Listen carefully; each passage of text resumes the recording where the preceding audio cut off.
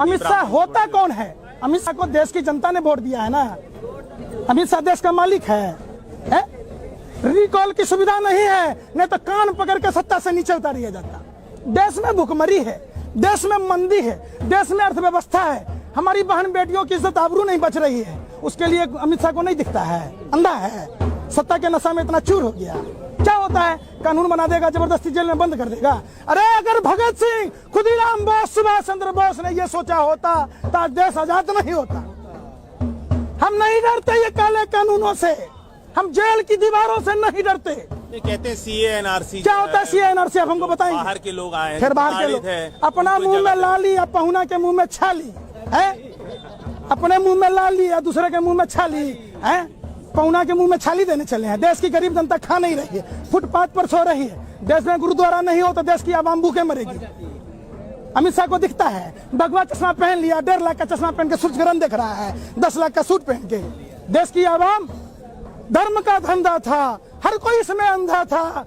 जब रोशनी हुई तब पता चला आधा देश भूखा, आधा देश नंगा था। प्रधानमंत्री जी इतना लुच्चा लफंगा है, देश में पहली बार इतना घटिया स्तर का प्रधानमंत्री। जुठलर, बहुरूपिया, फेंकू, जुमलेबाज, गिरगिट की तरह रंग बदलने वाला नौटंकीबाज प्रधानमंत्री। क्या कहा है? फार्मास्यूटिकल कंपनियां लड़कियां सप्लाई करती है डॉक्टरों को। देश के प्रधानमंत्री को ये बयान शोभा देता है? अरे वो बहन बेटियां हमारे देश की बहन बेटियां है। एक नंबर का लुच्चा प्रधानमंत्री है, उसको माफी मांगना चाहिए डॉक्टरों से भी और देश की लड़कियों से भी। इसको प्रधानमंत्री कहेंगे? अरे मैं होता ना, अगर मेरे मुंह से गलती से निकल जाता तो हम चुल्लू पूरा लेते पानी और मुंह में कालिख पोत के डूब के मर जाते। हम शान से नहीं घूमते। मोदी जी का एक को बात बता दीजिए जो सच बोला हो। ऐसा कोई सगा नहीं जिसको मोदी जी ने ठगा नहीं। ममता बनर्जी साथ आया, उसको ठग लिया, उद्धव ठाकरे को ठग लिया, मुफ्ती महबूबा को ठग लिया, नीतीश कुमार को ठग लिया था, डीएनए पूछ लिया। है ऐसा कोई सगा जिसको मोदी जी ने ठगा नहीं? सबसे ज्यादा तो आडवाणी को ठगा।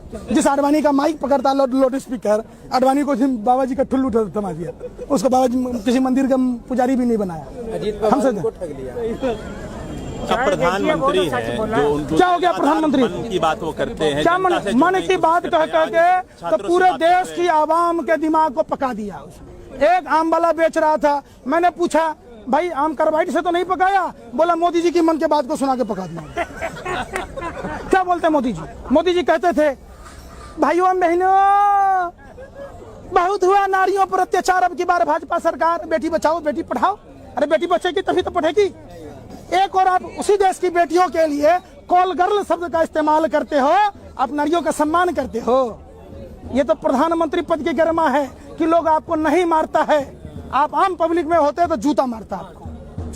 क्या बात कर रहे हैं आप? ऐसे तो फिर बीजेपी वालों ने इस पर कहा कि राहुल गांधी ने भी कहा था कि पीएम मोदी अगर हिम्मत है तो जाके छात्रों से अकेले मिलाएं, तो आप भी एक बात हमको बताइए, आप अगर कोई आदमी मान लीजिए लेटरिन खा ले तो पूरा देश खा लेगा?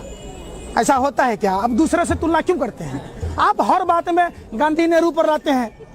गांधी नेहरू के कारण देश विभाजन हुआ। 1945 में गुलाम हुसैन हिदायतुल्लाह खां, जिन्ना और आरएसएस के लोग सिंध प्रांत में सरकार बनाया था, धर्म के आधार पर विभाजन की बात करी थी, उसको क्यों नहीं उजागर कर रहे?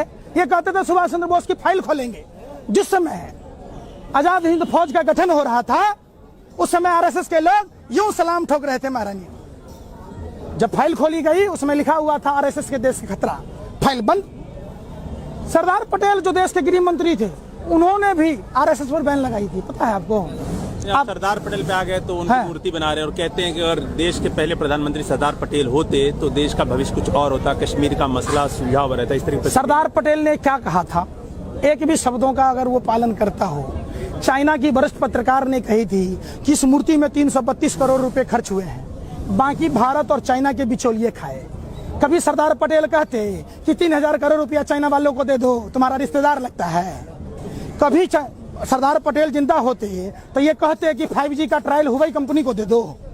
कहाँ गया make in India, make in India, make in India, make in India? भाई बहनों है, देश की सुरक्षा के साथ खिलवाड़ किया है इसने। देखिए दूरसंचार प्रणाली, संचार प्रणाली क्या होता है? राष्ट्र की सुरक्षा अस्मिता का सवाल होता है। इसने हुबई कंपनी को दे दिया। अमेरिका जैसा विशाल जो कंट्री है वो हुबई कंपनी पर बैन लगा देता है, अब भारत कंपनी उसको दे देता है। मैं हिंदू इकोनॉमिक्स समझाता हूँ आपको। इनके एक सांसद निशिकांत दुबे निशिकांत दुबे बयान देते हैं कि जीडीपी पहले नहीं होता था। ये लोग राम के नाम के सौदागर हैं। ये भगवा वस्त्र पहन के नफरत की दीवार पैदा करना चाहते हैं। रामायण में सुनिए, रामायण की बात बताता हूँ आपको, सुनो पहले पूरी बात, तब आप जनता को बताना, क्वेश्चन भी करना। रामायण में प्रभु श्री राम जब लंका विजय के बाद अयोध्या आते हैं तो अपने भाई भरत से संवाद करते हैं कि आप राजपाट कैसे चलाते हो। उन्होंने पुरोहित का नाम नहीं बताया, तो बोला देखिए पुरोहित जो है, आपको सपोज कीजिए कि भगवान के पूजा का लिस्ट दिया, उसमें लिखा होता है फल, फ्रूट, आटा, दिए, घी, लकड़ी, हवन सामग्री, मिठाई, कपड़ा, मिट्टी के बर्तन। तो क्या था?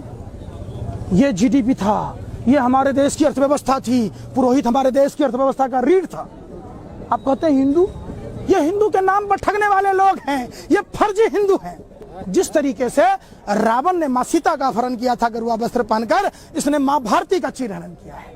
वीडियो कैसी लगी आपको कमेंट सेक्शन में ज़रूर बताएं। अगर अभी तक आपने हमारा चैनल सब्सक्राइब नहीं किया है तो सब्सक्राइब कर लीजिए। मिलते हैं आपसे अगली वीडियो में, तब तक के लिए अपना ख्याल रखें।